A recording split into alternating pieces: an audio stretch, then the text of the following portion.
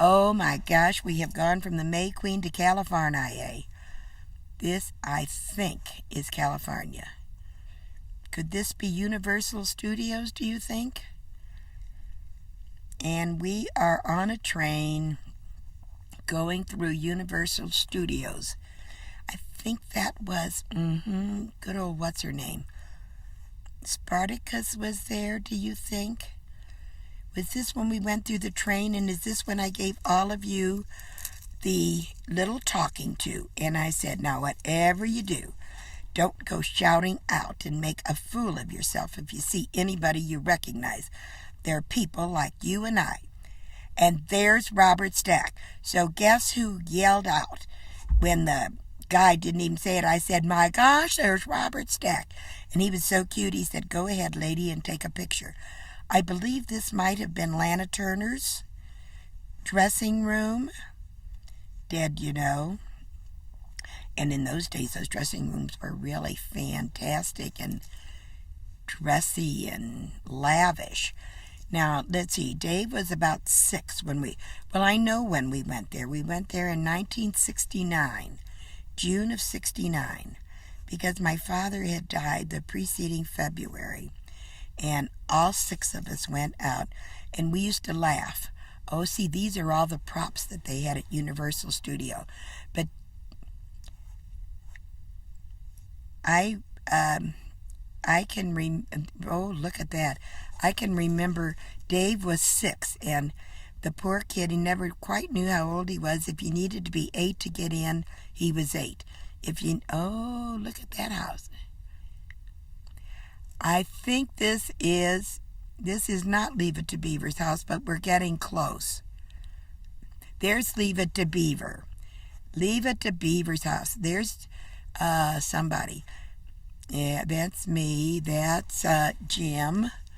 And this is the streets of New York, I think. That was Tom Zier, I believe. But poor Dave, he had to be whatever age. If it cost $5 to get in if you were 5 and $10 if you were 6, the kid was 5. This is the guy, right, and they had a contest. We were on the radio, and we had to identify songs from what pictures they were in. And the kids are all saying, you can do it, Mom. So I did, and boy, once I got up there, I thought I can beat that old broad. And I did. There's Debbie and Pat.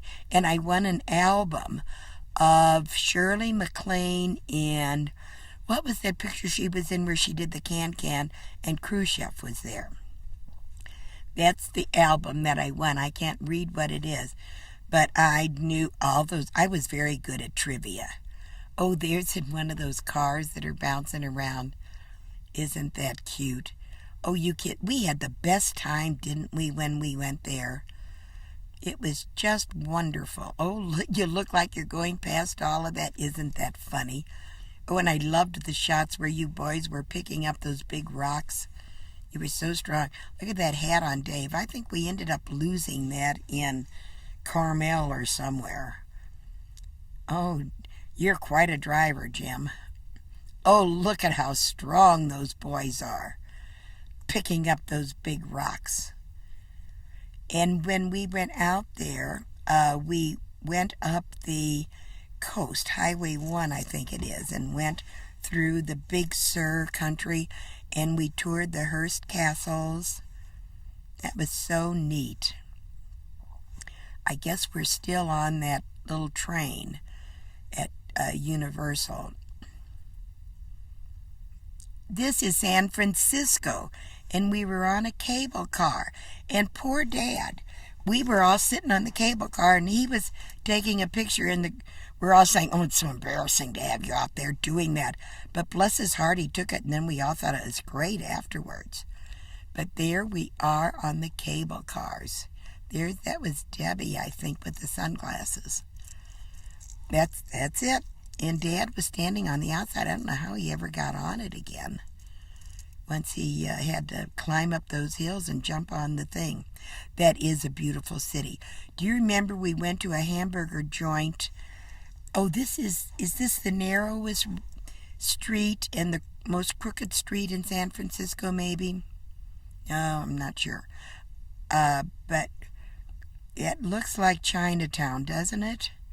But we went to that hamburger place that had 85 kinds of hamburgers. And they called the one with nothing on it the nude burger. And we all thought that was so funny. And we brought the menu home from that place. I don't remember the name of it, but it was really lovely. We flew into Los Angeles, went to Disney World, visited Aunt Louise and Uncle whatever, and then rented a car and went up the coast to San Francisco and flew home from San Francisco. And we had dinner in San Francisco at Joe DiMaggio's. And it was always so hard to get a table on that trip because there were 8 of us. And to wait for a table that would seat 8 always took forever. So we would end up dividing up so that we could get in somewhere. And I'll never forget where we stopped for lunch that day. Oh, there we are on the cable car. But it was the most charming inn in the Big Sur country. And we went in there and had the best soup. I guess that guy just waited for us to take a picture till we all got on. And remember the name of that chocolate place in San Francisco? Started with a G. It was something like Garibaldi's or Garameldi's or something. And it was down in the square there. Fisherman's Wharf is there. Remember walking around there? And I thought California was going to be hot, and it was so cool in San Francisco that I couldn't believe it. And then we went out to the Golden Gate Bridge and went across it to the Redwood forest over there, which was just awesome. You know, in those days you couldn't tour Alcatraz, but wouldn't that have been fun to be able to tour Alcatraz? Oh, there's in Fisherman's Wharf all the goodies that were on display, all the fish and stuff. And Pier 39, I think, was there, that had all kinds of interesting shops and things in it. It was really, we were gone, I guess, for about 10 days. And it was really a spectacular experience. Let's see, that was somebody. I believe this was in that big, used to be a warehouse of some sort. And they made shops and stores out of it. Castellum, that's the name of that place.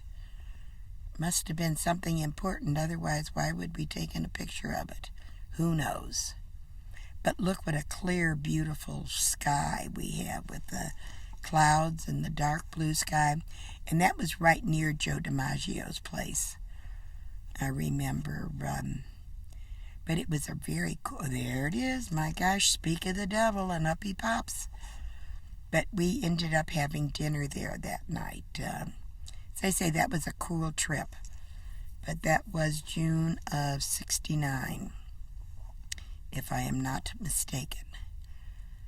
That's more Fisherman's Wharf and all the darling fishing boats and stuff. California is interesting country. A lot to see. I would say just a smidge more than you see in Missouri. Though I don't know about that. We have the beautiful Ozarks, and we can't sell our city short. I don't know who that was. Son of a gun, I wonder if that could have been, wasn't Lee Harvey Oswald hanging around those places in those days, passing out literature for communism? Oh, we're all looking at something important there. I don't know if we ever got to the Haight-Ashbury district, and I'm not sure that it existed at that time. Seems to me the Haight-Ashbury well, it would have been in the late 60s. It would have been. And maybe that's where we were walking around, looking at hippies, which we just thought were so awful. We were so straight. There, I guess, up on the, oh, look at that hill, good grief. And there is a street. I don't know if we photographed it. That's supposed to be the crookedest street. Now there is the Golden Gate Bridge. I was kind of disappointed. I thought it was pretty, but I didn't see anything golden about it. But it was lovely. And what was the name of that park? It was across the Presidio or something like that. That was, whoops, I just dropped my shoe if you heard some big loud noise. That is the Presidio, right, which was just a beautiful area. But that looks like we may be looking across to where Alcatraz is. And now it's open for touring, but it wasn't at the time. I think they even had prisoners in it, perhaps then. But that was beautiful, and I think we went into the redwood country after we crossed the bridge, perhaps. So there we are, standing on the side of the bridge, just as you're ready to go over. There's Tom. I don't know who that redheaded lady was that got in the picture. Yeah, is that Alcatraz out there? Maybe the rock. I think it was too, and if it isn't, and if I said it was, it was. So we won't discuss it since I'm the mother, and I took the picture.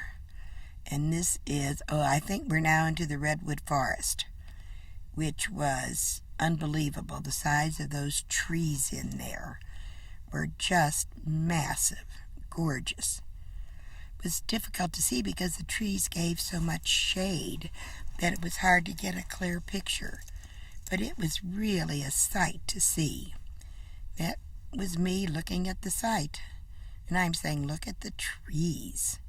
And, it really gave you a sense of your importance because, they were so old and been there for so long. I think we're on the airplane. We are on the airplane.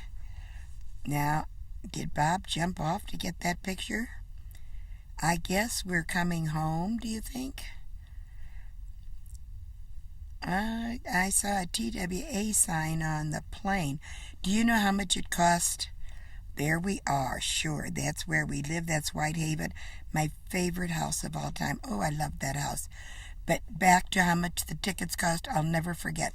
$1,100 for all 8 of us to go round trip.